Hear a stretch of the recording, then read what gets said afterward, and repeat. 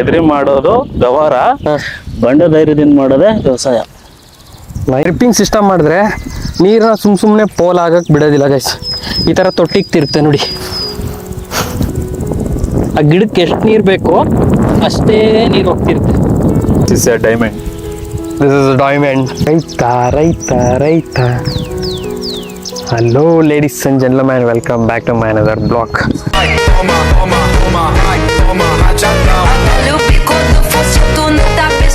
ಏನು ನೋಡ್ತಿದ್ದೀರಾ, ನಾನು ನಮ್ಮ ಹೊಲದ ಕಡೆ ಬಂದಿದ್ದೀನಿ. ನಾನು ಮತ್ತು ನನ್ನ wife after A long time ನಮ್ಮ ಮನೆಗೆ ಹೋಗಿದ್ದು ಬರೋಣ ಅಂದ್ಬಿಟ್ಟು ಮನೆಗೆ ಬಂದು. ನಮ್ಮ ಊರು ಬಂದು ಆ್ಯಕ್ಚುಲಿ ನಂಜನಗೂಡಿಂದ ಒಂದು 15 ಕಿಲೋಮೀಟ್ರು ಹೆಮ್ಮರಗಾಲ ಅಂತ ಒಂದು ಗ್ರಾಮ. ಆಲ್ಮೋಸ್ಟ್ ತುಂಬ ಜನಕ್ಕೆ ಹಳ್ಳಿ ಬಗ್ಗೆ ಗೊತ್ತಿದೆ, ಇನ್ನು ಕೆಲವು ಜನಕ್ಕೆ ಗೊತ್ತಿಲ್ಲ. ಸೊ ಹಳ್ಳಿ ಜೀವನ ಹೆಂಗಿರುತ್ತೆ ಮತ್ತು ಯಾವ ರೀತಿ ಅವರು ಸ್ಟ್ರಗಲ್ ಮಾಡ್ತಿರ್ತಾರೆ, ಎಕ್ಸ್ಪೆಷಲಿ ನಮ್ಮ ಒಂದು ಹೊಲದಲ್ಲಿ ನಾವು ಏನೇನು ಬೆಳೆದಿದ್ದೀವಿ ಅಂತ ತೋರಿಸೋಣ ಅಂದ್ಬಿಟ್ಟು ನಿಮಗೆ ಇವತ್ತು ಫ್ರೀ ಮಾಡ್ಕೊಂಡು ಬಂದು. ಸೊ ತುಂಬ ಗಾಳಿ ಇದೆ, ಐನೋ ಗಾಳಿ ಡಿಸ್ಟರ್ಬೆನ್ಸ್ ಕೂಡ ನಿಮಗೆ ಕೇಳಿಸ್ತಿರ್ಬೋದು.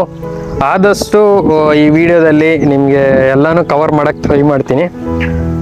ಮೊದಲಿಗೆ ಒಂದು ಲೈಕ್ ನಿಮಗೆ ಸುಗಂಧ ರಾಜ ನೋಡಿದ್ದೀರಲ್ವಾ, ಈ ಮದುವೆ ಫಂಕ್ಷನ್ ಹಾಲಲ್ಲಿ ಒಂದು ಹಾರ ಹಾಕೊಬೇಕಾದ್ರೆ ಇಷ್ಟು ಉದ್ದ ಹೂ ಬರುತ್ತಲ್ಲ, ಸೊ ಆ ಹೂವೇ ಇದು ನೋಡಿ. ಈ ಹೂನ ಈ ಥರ ಬೆಳೀತಾರೆ.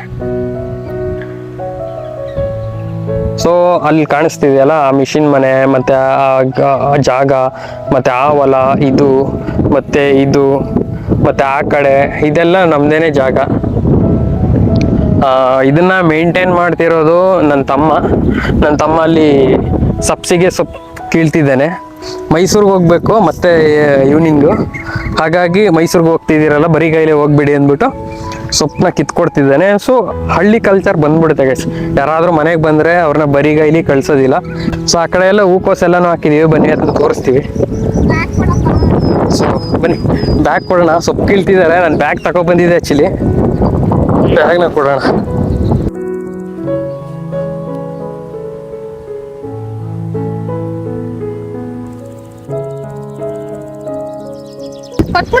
ಓ ಸಾರಿ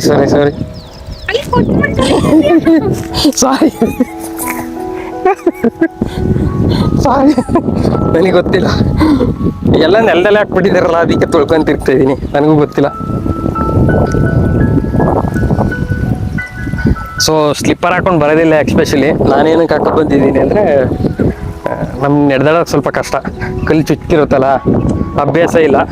ನನ್ನ ತಮ್ಮ ನೋಡಿ ಹೊಲದಲ್ಲಿ ಬರಿಗಾಲಲ್ಲೇ ಕೆಲಸ ಮಾಡ್ತಿದ್ದಾನೆ. ಇದೇನು ಕೊತ್ತಂಬರಿ ಸೊಪ್ಪು ಕುಳ್ಳ, ಸಬ್ಸಿಗೆ ಸೊಪ್ಪು. ಆ್ಯಕ್ಚುಲಿ ನನ್ನ ತಮ್ಮನ ನಾನು ಕುಳ್ಳ ಅಂತಲೇ ಕರೀತಿದ್ದು. ಚಿಕ್ಕ ವಯಸ್ಸಲ್ಲಿ ಬಂದು ನಮ್ಮೆಲ್ಲರಿಗಿಂತ ಕುಳ್ಳ ಇದ್ದ, ಅದಕ್ಕೆ ಕುಳ್ಳ ಅಂತ ಕರಿತಿದ್ದೋ. ಇವಾಗ ನೀವು ನೋಡಬೇಕು ಗೈಸ್, ನೋಡಿ ನಾನು ಹಿಂಗೆ ನಿಂತ್ಕೊಂಡು ಹಿಂಗೆ ನೋಡ್ಬೇಕು ಅವನ್ನ ನೋಡಿ, ಹೈಟ್ ಇದೆ. ಸೊ ಸಿಕ್ಕಾಪಟ್ಟೆ ಹೈಟ್ ಇದ್ದಾನೆ, ನನಗಿಂತ ತುಂಬ ಹೈಟ್ ಇದ್ದಾನೆ ಅವನು. ಸೊ ಇದನ್ನೆಲ್ಲ ಇವನೇ ಮೈಂಟೈನ್ ಮಾಡೋದು ಆ್ಯಕ್ಚುಲಿ.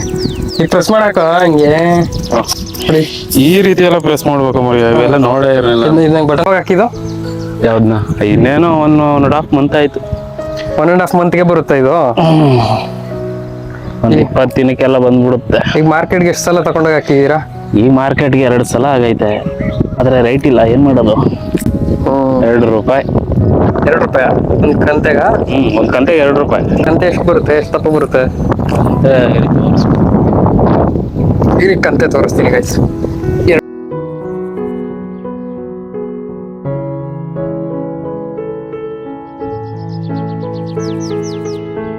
2 ರೂಪಾಯಾ? ನೋಡಿ ಗೈಸ್, ಇಷ್ಟು 2 ರೂಪಾಯಿ. ಮಧ್ಯವರ್ತಿಗಳು ಇದನ್ನ 5 ರೂಪಾಯಿ ಮಾರ್ತಾರೆ. ಮಧ್ಯವರ್ತಿಗಳು ಬಂದು ಆ್ಯಕ್ಚುಲಿ ಒಂದು ಮಾರ್ಕೆಟ್ಗೆ ಹೋಗ್ತಿರ್ತಾನೆ ಮೈಸೂರಿಗೆ ತುಂಬ ಸಲ. ಎಲ್ಲ ಈಗ ಅಲ್ಲಿ ಹೂ ಇದೆ ಗೊತ್ತಾ, ಆ ಹೂವು ಮತ್ತು ಕೋಸು ಈ ಥರ ಎಲ್ಲ ಇಲ್ಲೇನೇನು ಬೆಳೀತಾರೆ ಇದನ್ನೆಲ್ಲ ಇವನು ತಗೊಬಂದು ಮಾರ್ಕೆಟ್ಗೆ ಹಾಕ್ತಿರ್ತಾನೆ. ಯಾಕೆಂದರೆ ಇವನೇ ತಂದಾಕಬೇಕು, ಇವನೇ ಬೆಳೀತಿರೋದಲ್ವ. ಸೊ ಇವ್ನು ತಗೊಬಂದು ಹಾಕ್ಬೇಕಾದ್ರೆ ಎಲ್ಲನೂ ನೋಡ್ತಿರ್ತಾನೆ. ಮಧ್ಯವರ್ತಿಗಳು ಯಾವ ರೀತಿ ಅವರು ಖರೀದಿ ಮಾಡ್ತಾರೆ, ಅವರು ಎಷ್ಟಕ್ಕೆ ಸೇಲ್ ಮಾಡ್ತಾರೆ ಅನ್ನೋದು ಅವ್ನಿಗೆ ಚೆನ್ನಾಗಿ ಕ್ಲಿಯರಾಗಿ ಗೊತ್ತಿರುತ್ತೆ. ಏನು ಕೂಡ ಮಧ್ಯವರ್ತಿಗಳು ಎಷ್ಟು ರೂಪಾಯಿಗೆ ತಗೊಂಡು ಅವ್ರು ಎಷ್ಟಕ್ಕೆ ಸೇಲ್ ಮಾಡ್ತಾರೆ? 5 ರೂಪಾಯಿಗೆ ಅಂತ ಹೇಳಿದೆ. ಈಗ ಹೂಗಾದ್ರೆ 100 ರೂಪಾಯಿ ಇದ್ರೆ 150 ಮಾರ್ತಾರೆ, 200 ರೂಪಾಯಿ ಮಾರ್ತಾರೆ. ನಿಮ್ಮಿಂದ ಎಷ್ಟಕ್ಕೆ ತಗೊಂತಾರೆ ಅವರು? ನಮ್ಮಿಂದ 100 ರೂಪಾಯಿ.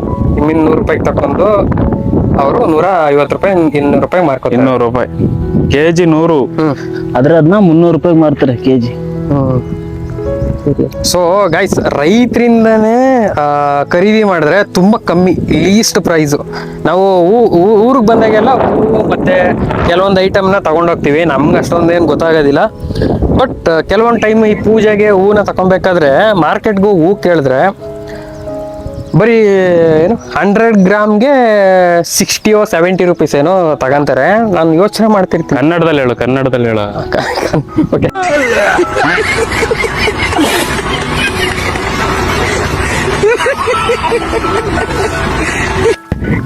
ಕನ್ನಡದಲ್ಲೇ ಹೇಳ್ತಿರೋದಪ್ಪ. ಸಮಟೈಮ್ಸ್ ಬಂದ್ಬಿಡುತ್ತೆ ಗೈಸ್ ಇಂಗ್ಲಿಷ್. ಅಂದ್ರೆ 100 ಗ್ರಾಮ್ ಖರೀದಿ ಮಾಡಿದ್ರೆ ಅಲ್ಲಿ ಹೂ ಮಾರ್ತಾರಲ್ಲ, ಅವ್ರು ನಮ್ಗೆ ಎಷ್ಟು ಸೇಲ್ ಮಾಡ್ತಾರೆ ಅಂದ್ರೆ 70 ರೂಪಾಯಿ 80 ರೂಪಾಯಿ ಕೇಳ್ತಾರೆ ಬರೀ 100 ಗ್ರಾಮ್ಗೆ. ಇಲ್ಲಿ ಕೆಜಿಗೆ ಇವರು 100 ರೂಪಾಯಿಗೆ ಸೇಲ್ ಮಾಡಿರ್ತಾರೆ.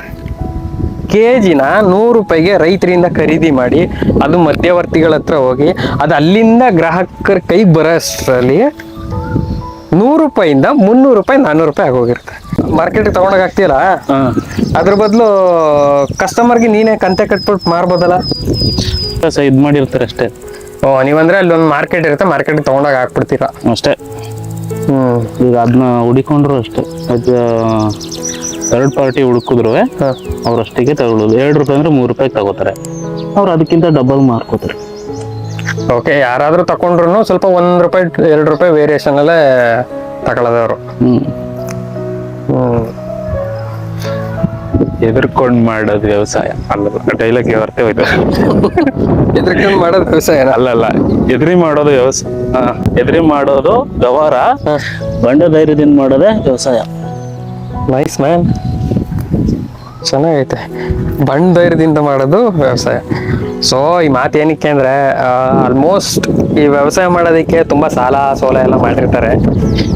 ಸರಿಯಾಗಿ ಅವ್ರಿಗೆ ಏನು ಇನ್ವೆಸ್ಟ್ಮೆಂಟ್ ಮಾಡಿರ್ತಾರೆ ಅದು ರಿಟರ್ನ್ ಸಿಗೋದಿಲ್ಲ ಪ್ರಾಪರ್ ಆಗಿ. ಈಗ ಇದು ಎಷ್ಟು ಖರ್ಚು ಮಾಡಿದ್ಯಾ ಕೂಡ ಇಷ್ಟಕ್ಕೆ?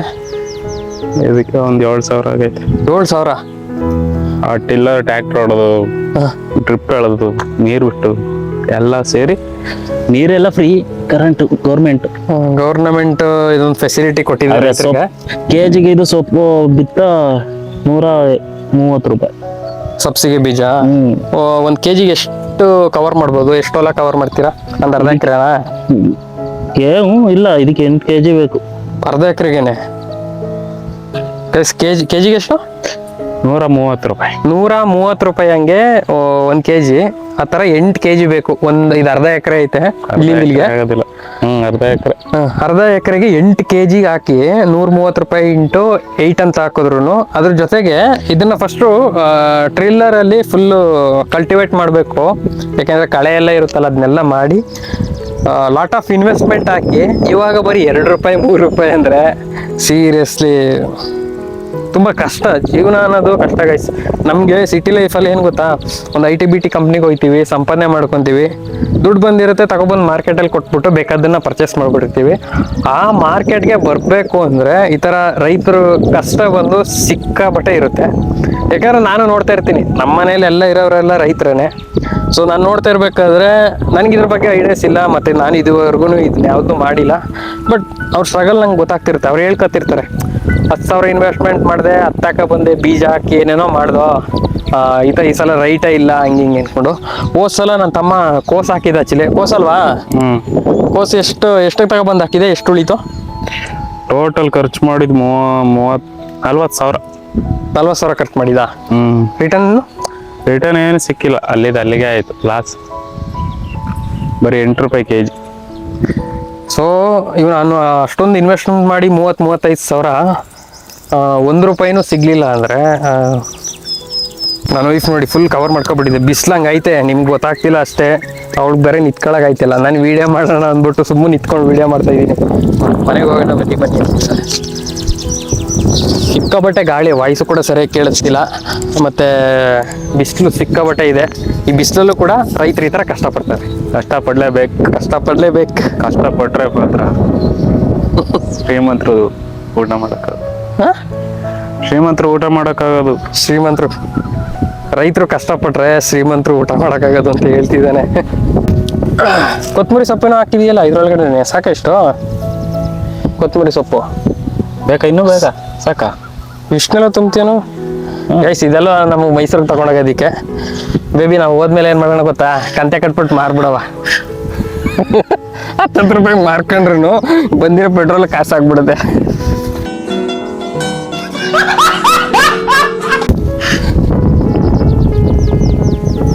ನೋಡಿ ಸೀರಿಯಸ್ಲಿ ಇದನ್ನ ನಾವು ಮಾರಿದ್ರೆ 10 ರೂಪಾಯಿಗೆ ಮಾರಿದ್ರು ತಗೊಂತಾರೆ. ಇದು ಮಾರ್ಕೆಟಿಗೆ ತಗೊಂಡೋಗಿ ಹಾಕ್ತೀನಿ ಅಂದ್ರೆ ಅಷ್ಟಕ್ಕೆಲ್ಲ ಹೋಗೋದಿಲ್ಲ. ಇವ್ನು ಹೇಳ್ದಂಗೆ ಕಂತೆಗೆ 2 ರೂಪಾಯಿ, ಒಂದೂವರೆ ರೂಪಾಯಿನೂ ಸಿಕ್ಕಾಯ್ತಾ? ಅಷ್ಟೇ, 50 ಪೈಸೆ. 50 ಪೈಸೆಗೆ ಹೋಗೈತೆ ಗೈಸ್, ರೇಟ್ ಇಲ್ದೇನೆ 50 ಪೈಸೆಗೆ. ಸುಮಾರು ಸಲ ಸುರಿದ್ಬಿಟ್ಟೆ ಬಂದ್ಬಿಟ್ಟಿದ್ದಾನೆ ರೋಡಲ್ಲಿ. ಹೂಕೋಸೆಲ್ಲ ಇತ್ತಲ್ಲ ಅವಾಗ, ಯಾಕೆಂದ್ರೆ ರೇಟ್ ಇರೋದಿಲ್ವಲ್ಲ. ನೀವು ಆಲ್ಮೋಸ್ಟ್ ಟಿ ವಿಲೆಲ್ಲ ನೋಡ್ತಿರ್ತೀರ, ಈ ಟೊಮೊಟೊ, ಆಮೇಲೆ ಆನಿಯನ್, ಈರುಳ್ಳಿ, ಆಮೇಲೆ ಮೆಣಸಿನ್ಕಾಯಿ, ಇವೆಲ್ಲನೂ ಏನು ಮಾಡ್ತಾರೆ ರೈತರು ಅಂದರೆ ರೋಡಲ್ಲೇ ಸುರಿದ್ಬಿಟ್ಟು ಬಂದ್ಬಿಡ್ತಾರೆ. ಯಾಕೆಂದರೆ ಅವ್ರು ಕಷ್ಟಪಟ್ಟು ಬೆಳೆದಿರ್ತಾರೆ, ಶ್ರಮ ಹಾಕಿ ದುಡ್ಡು ಇನ್ವೆಸ್ಟ್ಮೆಂಟ್ ಮಾಡಿ ಎಲ್ಲ. ಸರಿಯಾದ ಬೆಳೆ ಸಿಗಲಿಲ್ಲ ಅಂದರೆ ಆಗೋ ಪೇಯ್ನ್ ಏನು ಮಾಡಿಸುತ್ತೆ, ಅವರು ಹಾಕಿರೋ ಶ್ರಮನೆಲ್ಲ ವೇಸ್ಟ್ ಆಯ್ತಲ್ಲ ಅಂದ್ಬಿಟ್ಟು ರೋಡಲ್ಲೇ ಸುರಿದ್ಬಿಟ್ಟು ಬಂದ್ಬಿಡ್ತಾರೆ ಸಿಟ್ಟಲ್ಲಿ. ಸೊ ಆ ಟೈಮಲ್ಲಿ ಏನು ಅನ್ಸುತ್ತೆ ಕುಳ? ನೀನು ಬೆಳೆದಿದ್ದು ಒಳ್ಳೆ ರೇಟ್ ಸಿಗಲಿಲ್ಲ, ಏನು ಅನ್ಸುತ್ತೆ? ಬಂದರೆ ಕುಬೇರ ಹಾಕ್ತೀನಿ, ಹೋದ್ರೆ ಭಿಕಾರಿ ಹಾಕ್ತೀನಿ, ಇಷ್ಟ, ಇನ್ನೇನಿಲ್ಲ. ಸೊ ಬಂದರೆ ಕುಬೇರ, ಇಲ್ಲದೆ ಹೋದರೆ ಭಿಕಾರಿ. ನನ್ನ ಜೀವನ. ಅಲ್ಲಿವರೆಗೂ ಕೊತ್ತಂಬರಿ ಸೊಪ್ಪು ಅಂತ ಇದೆ ಆ ಕಡೆ ಜೋಳ ನಮ್ದಲ್ಲ, ಜೋಳ ಬೇರೆಯವ್ರದ್ದು. ಇಷ್ಟು ನಮ್ದೇನೆ.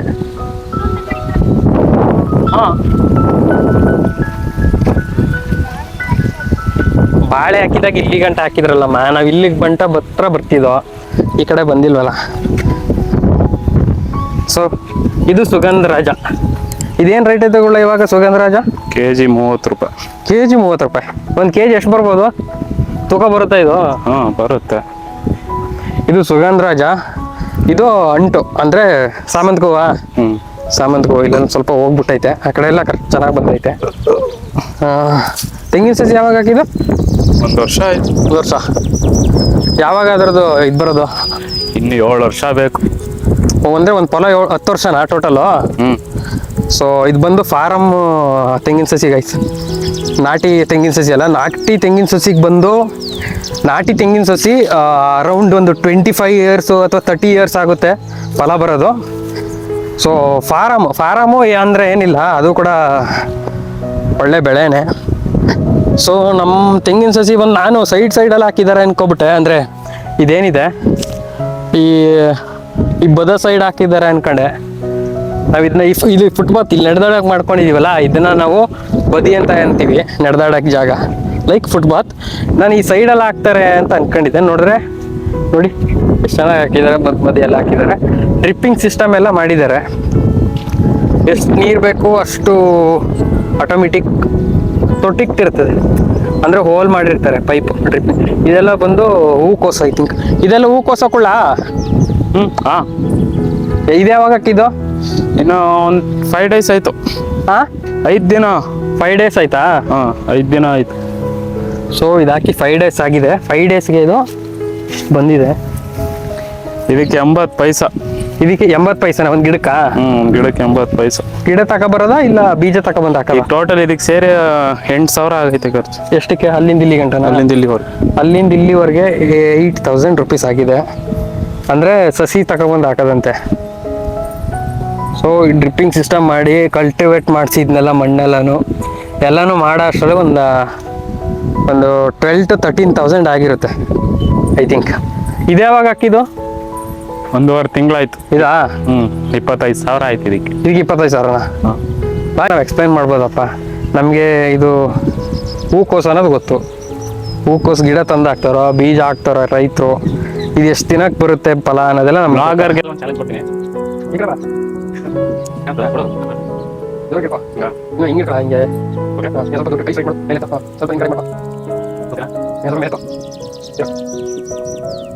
ಓಕೆ, ಬ್ಲಾಗರ್ಗೆಲ್ಲ ಒಂದು ಚಾಲೆಂಜ್ ಕೊಡ್ತೀನಿ. ರೈತ ಬೆಳೆದಿದ್ದನ್ನ ಅರ್ಧನ ಫ್ರೀಯಾಗಿ ಕೊಡ್ತಾನೆ, ಆದರೆ ನೀವು ಹೋಗ್ಬಿಟ್ಟು ಬ್ಲಾಗರ್ಗಳು ಶ್ರೀಮಂತ ಮನೆಯಿಂದ ಏನಾದ್ರು ಫ್ರೀಯಾಗಿ ಇಸ್ಕೊಂಡ್ ಬನ್ನಿ ನೋಡೋಣ. शाबाश बेटा, बहुत बढ़िया। ಅವ್ನು ಬೆಳೆದಿದ್ರಲ್ಲಿ ಬಿಸ್ನೆಸ್ ಮಾಡಿದ್ರಲ್ಲಿ ಫ್ರೀಯಾಗಿ ಇಸ್ಕೊಂಡ್ ಬನ್ನಿ. ಯಾರ ಬಿಸ್ನೆಸ್ ಮಾಡೋರು ಯಾರ ಕೊಡ್ತಾರೆ? ಇನ್ನೇನು ರೈತರು ಬಂದು ಎಲ್ಲದಕ್ಕೂ ಎತ್ತಿದ ಕೈ, ದಾನ ಮಾಡೋದ್ರಲ್ಲಿ ಎತ್ತಿದ ಕೈ. ಅವ್ನು ಬೆಳೆದಿದ್ದ ಬೆಳೆಯಲ್ಲಿ ಅರ್ಧನ ದಾನನೇ ಮಾಡ್ಬಿಡ್ತಾನೆ, ಕೊಟ್ಟೆ ಬಿಡ್ತಾನೆ ಬೇರೆಯವ್ರಿಗೆಲ್ಲ. ಆ ಥರ ನೀವು ಶ್ರೀಮಂತರು ಮನೆಗೆ ಹೋಗಿ ₹1 ಇಸ್ಕೊ ಬನ್ನಿ ನೋಡೋಣ ಅಂತ ಅವ್ನ ಮೀನಿಂಗ್. ಆ್ಯಕ್ಚುಲಿ ಯಾರು ಕೊಡೋದಿಲ್ಲ ಗೈಸ್, ಶ್ರೀಮಂತರ ಮನೇಲಿ ದುಡ್ಡು ಇಟ್ಟಿರೋರು ಯಾರು ಕೊಡೋದಿಲ್ಲ. ಕೊಡೋದು ದಾನ ಮಾಡೋಕ್ಕೆ ಇರೋ ಏಕೈಕ ಒಂದು ದೊಡ್ಡ ಹೃದಯ ಅಥವಾ ದೊಡ್ಡ ಮನಸ್ಸಿರೋ ಒಬ್ಬ ವ್ಯಕ್ತಿ ಅಂದರೆ ಅದು ರೈತ. ರೈತ ಗೈಸ್. ಸೊ ರೈತರ ಕಷ್ಟ ಯಾರಿಗೆ ಹೇಳೋಣ? ರೈತರದ್ದು ಏನೋ ಗಾದೆ ಐತಲ್ಲ, ಏನು ಕೊಡೋದು ಈ ಕಡೆ ಬಾಗಾಡಿಸ್ತೀರ? ಅದೇ ವ್ಯವಸಾಯ, ಅದು ವ್ಯವಸಾಯ ಮನ್ಮಂದಿ ಎಲ್ಲ ಸಾಯ ಅಂತ. ನಾವು ಸಾಯೋದಲ್ದೇನೆ ಮನೆ ಮಂದಿ ಆಲ್ಮೋಸ್ಟ್ ಸರಿಯಾಗಿ ಬೆಳೆ ಬರ್ದಾನೆ ತುಂಬ ಸಾಲ ಮಾಡಿರ್ತಾನೆ ಬೆಳೆ ನಂಬಿ. ಸರಿಯಾದ ಟೈಮ್ಗೆ ಕೈ ಕೊಡ್ತು ಈ ಬೆಳೆ ಅಂದರೆ. ಸೊ ಆ ಒಂದು ಪರಿಸ್ಥಿತಿ ಇಮ್ಯಾಜಿನ್ ಕೂಡ ಮಾಡ್ಕೊಳಕ್ಕಾಗೋದಿಲ್ಲ. ಸೊ ನಮ್ಮ ತಂದೆ ಬಂದು ತುಂಬಾ ಆಲೋಚನೆ ಮಾಡಿ ತುಂಬ ಸಿಸ್ಟಮ್ಯಾಟಿಕ್ ಆಗಿ ವ್ಯವಸಾಯ ಮಾಡ್ತಾರೆ. ನೋಡಿ, ಇದೆಲ್ಲ ಪೈಪ್ ಸಿಸ್ಟಮ್ ಎಲ್ಲ ಅವರೇ ಮಾಡಿರೋದು. ನೀರೇನಾದರೂ ಆನ್ ಮಾಡಬೇಕು ಅಂದರೆ ಜಸ್ಟ್ ಇದನ್ನು ಆ ಕಡೆ ಈ ಕಡೆ ರೊಟೇಟ್ ಮಾಡಿದ್ರೆ ಸಾಕು. ಇದು ರೊಟೇಟ್ ಮಾಡಿದ್ದು. ಸೊ ಈ ಥರ ರೊಟೇಟ್ ಮಾಡಿದ್ರೆ ನೀರು ಪಾಸ್ ಆಗುತ್ತೆ. ನೋಡಿ, ನೀರು ಬಂತು, ನೀರು ಬರುತ್ತೆ. ನೀರು ಕುಡಿಬೇಕು ಅಂದರೆ ಹಿಂಗೆ ಕುಡ್ಕೊಬಿಡ್ಬೋದು. ಸೊ ಈ ಥರ ಆಫ್ ಮಾಡೋದು. ತಂದೆ ಬಂದು ಆ್ಯಕ್ಚುಲಿ ಸುಮ್ಮನೆ ಎಲ್ಲ ವೇಸ್ಟ್ ಮಾಡೋದಿಲ್ಲ, ತುಂಬ ಪ್ರಾಪರಾಗಿ ಪ್ಲ್ಯಾನ್ ಮಾಡಿ ಮಾಡ್ತಾರೆ. ಸೊ ನೋಡಿ, ಹೂಗೆಲ್ಲ ಎಷ್ಟೆಷ್ಟು ನೀರು ಬೇಕೋ ಅಷ್ಟೆಷ್ಟು ನೀರು. ಡ್ರಿಪ್ಪಿಂಗ್ ಸಿಸ್ಟಮ್ ಅಂದರೆ ಅದು ತುಂಬ ಒಂದು ಸ್ವಲ್ಪ ಸಣ್ಣ ಹೋಲ್ ಇರುತ್ತೆ. ಆ ಹೋಲಿಂದ ಡ್ರಾಪ್ ಸಿಸ್ಟಮಲ್ಲಿ ನೀರು ಬೀಳ್ತಾನೆ ಹೋಗುತ್ತೆ. ಅದಕ್ಕೆ ಎಷ್ಟು ಬೇಕಷ್ಟು ನೀರು ಗಿಡ ತಗೊಳುತ್ತೆ. ರಿಮೈನಿಂಗ್ ಎಲ್ಲ ಬಂದು ಮಣ್ಣಲ್ಲಿ ನೀರು ಹಿಡಿದಿಟ್ಕೊಳುತ್ತೆ. ಯಾಕೆಂದರೆ ನಮ್ಮದು ಬ್ಲ್ಯಾಕ್ ಸಾಯಿಲ್ ಅವಾಗ ಇಟ್ಕೋದು, ಮಣ್ಣು ತೋರಿಸೋದು ಬ್ಲ್ಯಾಕ್, ಕಪ್ಪು ಮಣ್ಣು ನೋಡಿ. This is A diamond. This is diamond. Diamond guys, ಇದೇ ರೈತರಿಗೆ ಡೈಮಂಡ್. ಡೈಮಂಡ್ ಡೈಮಂಡ್ ಡೈಮಂಡ್ ತೋರಿಸ್ತೀನಿ ನೋಡಿ. ನನ್ನ ತಮ್ಮ ಹೇಳ್ದಂಗೆನೆ ನೋಡಿ, ಡೈಲಿ ಇದೆ. ಮುಷ್ಟಿ ಮಣ್ಣಿಂದ ಚಿನ್ನ ತೆಗಿಬೋದು. ಮುಷ್ಟಿ ಮಣ್ಣಿಂದ ಚಿನ್ನ ತೆಗಿಬೋದು ಗೈಸ್, ನಾನು ಸುಳ್ಳು ಹೇಳ್ತಿಲ್ಲ. ನೋಡಿ ಚಿನ್ನ, ನಮ್ಮಪ್ಪ, ನನ್ನ ತಮ್ಮ, ನಮ್ಮಮ್ಮ ಬೆಳೆದಿರೋಂಥ ಚಿನ್ನ ನೋಡಿ. ಸೊ ಇಷ್ಟು ನಮ್ಮದೇ ಜಾಗ. ಇನ್ನು ಆ ಕಡೆ ಒಂದಿದೆ, ಅಲ್ಲೂ ಕೂಡ ನಮ್ಮ ಜಾಗ ಇದೆ, ಬನ್ನಿ ತೋರಿಸ್ತೀನಿ. ಸೊ ಮನೆಗೆ ಹೋಗೋಣ. ಆಲ್ಮೋಸ್ಟು ಇವತ್ತು ವೆದರ್ ಕೂಡ ನೋಡಿ, ಬೆಳಗ್ಗೆಯಿಂದ ಬಿಸಿಲಿತ್ತು, ಈಗ ಒಂದು ಸ್ವಲ್ಪ ಬಿಸಿಲು ಕಮ್ಮಿ ಆಗಿದೆ. ನಾನು ಅಪರೂಪ ಬರೋದು ಗೈಸ್ ಹೊಲ್ತಕ್ಕೆ. ಅದು ಬಾಳೆ ಊರಿಗೆ ಬರೋ ಸ್ವಲ್ಪ ಲೇಟ್. ಅದು ನಮ್ದೇನಾ? ಟೊಮೊಟೊ, ಮೆಣಸಿ. ಯಾವ್ದದ? ಅದು ನಮ್ದೇನಾ ಗೈಸ್? ಇದು ಅಲ್ಲಿದೆ ಅಲ್ಲ, ಇದು ನಮ್ದೇನೆ ಬಾಳೆ ತೋಟ. ಅದ್ರ ಜೊತೆಗೆ ಆ ಕಡೆ ಒಂದು ತೋಟ ಇದೆ. ಅಲ್ಲೇನು ಹಾಕಿದ್ದೀರಾ ಕೂಡ? ಆ ತೋಟದಲ್ಲಿ ಸೇವಂತಿಗೆನ ಹಾಕಿದ್ದಾರೆ. ಆ ಕಡೆ ತುಂಬಾ ಹೊಲ ಕಾಣಿಸ್ತಿದೆ ಅಲ್ವಾ, ಅದ್ರ ಪಕ್ಕದಲ್ಲಿ ಇನ್ನೊಂದು ಹೊಲ ಇದೆ, ಅಲ್ಲೂ ಸೇವಂತಿಗೆ ಹಾಕಿದ್ದಾರೆ. ಇದೊಂದು. ಸೊ ಇದೊಂದು ಹೊಲ, ಇದೊಂದು ಎಕರೆ, ಇದೊಂದು, ಅದು ಮತ್ತೆ ಅದು, ಮತ್ತೆ ಇಲ್ಲೊಂದಿದೆ. ಇಲ್ಲೊಂದು ಸಾಮಂತಿಗೆ ತೋರಿಸ್ತೀನಿ ಬನ್ನಿ. ಇದು ನಮ್ದೇ ಅಲ್ವಾ ಕೂಡ? ಸೊ ನೀವೇನು ನೋಡ್ತಿದ್ದೀರಾ, ಇದು ಕೂಡ ನಮ್ದೇನೆ. ಇಲ್ಲೂ ಸಾಮಂತಿಗೆ ಗಿಡನೇ ಹಾಕಿರೋದು. ಇಲ್ಲೂ ಕೂಡ ಡ್ರಿಪ್ಪಿಂಗ್ ಸಿಸ್ಟಮೇ ಮಾಡಿರೋದು. ನಾವು ಆ್ಯಕ್ಚುಲಿ ಟೋಟಲ್ಲು 3 ಬೋರ್ ಹಾಕ್ಸಿದ್ದು. ಅದರಲ್ಲಿ 2 ಫೇಲ್ಯೂರ್ ಆಯಿತು, ನೀರು ಬರಲಿಲ್ಲ ಸರಿಯಾಗಿ.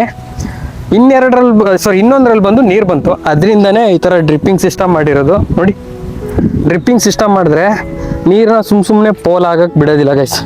ಈ ಥರ ತೊಟ್ಟಿಗ್ತಿರುತ್ತೆ ನೋಡಿ. ಆ ಗಿಡಕ್ಕೆ ಎಷ್ಟು ನೀರು ಬೇಕೋ ಅಷ್ಟೇ ನೀರು ಹೋಗ್ತಿರುತ್ತೆ. ಅದೆಷ್ಟು ಬೇಕು ಅಷ್ಟು ತಗೊಳುತ್ತೆ. ರಿಮೈನಿಂಗ್ ಬಂದು ಮಣ್ಣಲ್ಲೇ ಹಿಂಗೋಗುತ್ತೆ ನೀರು. ಆಮೇಲೆ ಈ ಬ್ಲ್ಯಾಕ್ ಸಾಯಿಲ್ದು ಏನು ಸ್ಪೆಷಾಲಿಟಿ ಅಂದರೆ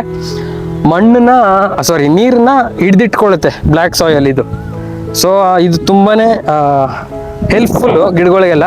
ಸೆಕೆಂಡ್ ಥಿಂಗ್ ಬಂದು ಇದರಲ್ಲಿ ಕಬ್ಬು ಬೆಳಿಬೋದು, ಮತ್ತು ಸೂರ್ಯಕಾಂತಿ ಬೆಳಿಬೋದು, ಹೂವು ಬೆಳಿಬೋದು, ತೆಂಗಿನ ಸಸಿಗಳು ಬೆಳಿಬೋದು, ಆಮೇಲೆ ಬಾಳೆ ಈ ಥರ ಎಲ್ಲ ಬೆಳಿಬೋದು. ಬಟ್ ಭತ್ತ ಎಲ್ಲ ಬೆಳೆಯೋಕ್ಕಾಗೋದಿಲ್ಲ. ಸೀಮೆ ಬಯಲಿಗೆ ಹೋದ್ರೆ ಮಾತ್ರ ಭತ್ತ ಈ ಗಿಡಗಳು ನೋಡೋಕೆ ಸಾಧ್ಯ. ಯಾಕಂದರೆ ತುಂಬ ನೀರು ಬೇಕು ಭತ್ತಕ್ಕೆ, ಹಾಗಾಗಿ ಇಲ್ಲೆಲ್ಲ ಅದನ್ನು ಬೆಳೆಯೋಕ್ಕಾಗೋದಿಲ್ಲ. ಇದೆಲ್ಲ ಬರಡು ಭೂಮಿ ಗೈಸ್. ಬ್ಲ್ಯಾಕ್ ಸಾಯಲ್ ಎಲ್ಲೆಲ್ಲಿ ಇರುತ್ತೆ ಅದೆಲ್ಲ ಬರಡು ಭೂಮಿ.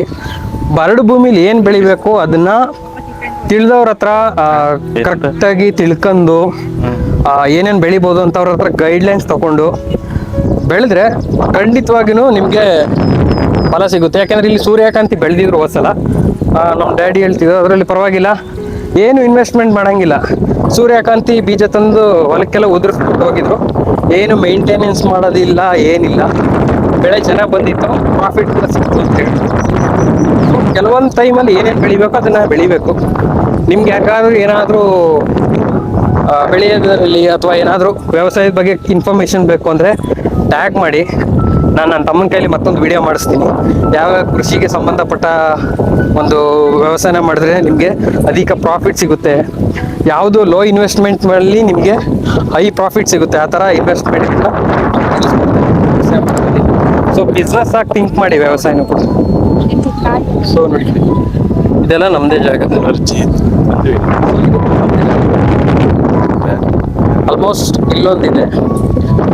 ಇಲ್ಲೊಂದಿದೆ ಆ ಬಾಳೆ ತೋಟ, ಆ ಕಡೆ ತೆಂಗಿನ ತೋಟ, ಮತ್ತು ಇದು ಆ ಕಡೆ ನೋಡಿ, ಆ ಕಡೆ ಲಾಸ್ಟಲ್ಲಿ ಅದೆಲ್ಲ ನಮ್ಮದೇ ಜಾಗ. ಟೊಮೆಟೊ ಬೇರೆಯವ್ರದ್ದು, ಇದು ಬೇರೆಯವ್ರು ಗೊತ್ತಿರೋರ್ದು, ಇದಿಷ್ಟು ಬೇರೆಯವ್ರದ್ದು. ಯಾರಾದ್ರೇನು ಕಿತ್ಕೊಂಡು ಹೋಗೋದು. ಅವ್ರೇನು ಬೈಯೋದಿಲ್ವ ಕಿತ್ಕೊಂಡು ಹೋಗ್ಬಿಟ್ರೆ? ಕೇಳಿದೆ ತುಂಬ ಗಾಳಿ ಇದೆ. ಸೊ ಇದು ಇವತ್ತಿನ ವಿಡಿಯೋ. ಇದು ನಮ್ಮ ಹೊಲ ಮತ್ತು ನಮ್ಮ ಕೃಷಿ ಲೈಫ್ ಸ್ಟೈಲು, ಮತ್ತು ಇದು ನನ್ನ ತಮ್ಮನ ಶ್ರಮ. ಇನ್ನೂ ಯಾರು ಈ ಚಾನಲ್ನ ಸಬ್ಸ್ಕ್ರೈಬ್ ಮಾಡಿಲ್ಲ ಅಂದರೆ ದಯವಿಟ್ಟು ಸಬ್ಸ್ಕ್ರೈಬ್ ಮಾಡಿ, ಹಾಗೂ ಕಮೆಂಟ್ ಮಾಡೋದು ಮರಿಬೇಡಿ. ಈ ವಿಡಿಯೋನ ಆದಷ್ಟು ನಿಮ್ಮ ಕೃಷಿ ಮಾಡುವಂಥ ನಿಮ್ಮ ಫ್ರೆಂಡ್ಸ್ಗಳಿಗೆ ಶೇರ್ ಮಾಡಿ. ಥ್ಯಾಂಕ್ಸ್ ಗೈಸ್, ಬೈ ಬಾಯ್.